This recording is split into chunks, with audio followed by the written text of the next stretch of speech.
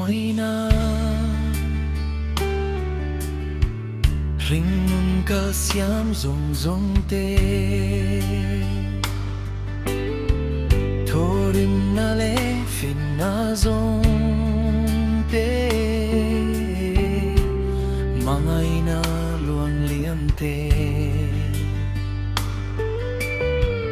Rotlin na le hausak na dusak na le hoy hom na Sven rual ta le lai na te ring nun kal siam kong ahyan min kay ruay tulian ta kani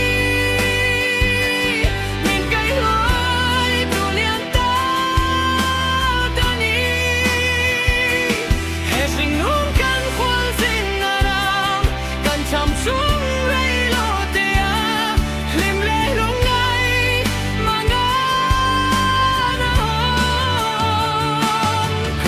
nang nem len dung lok chuan ihmel moi min hlia tir tu chatuan nun na min lok tir tu boral na kong min ruai tleng tu anisi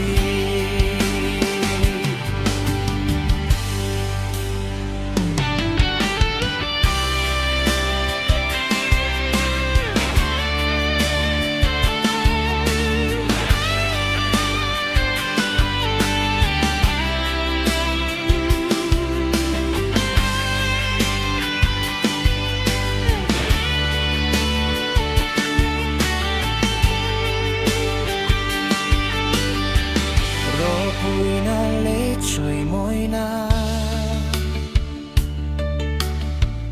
kan cham na le chak na te kan du zong le chak zong te vang nai nun kong chuk cho te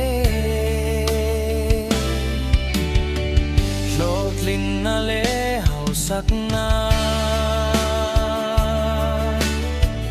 dusak na le hoy hom na chen dual ta le lai na te ring kal siam kong ahyan min kay ruay tulian ta kani min kay ruay tulian ta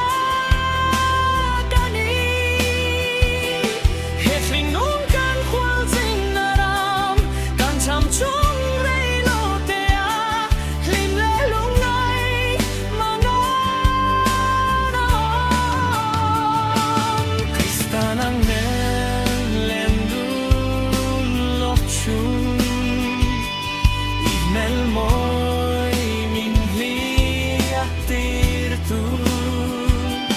chatuan nun na min lo tir tu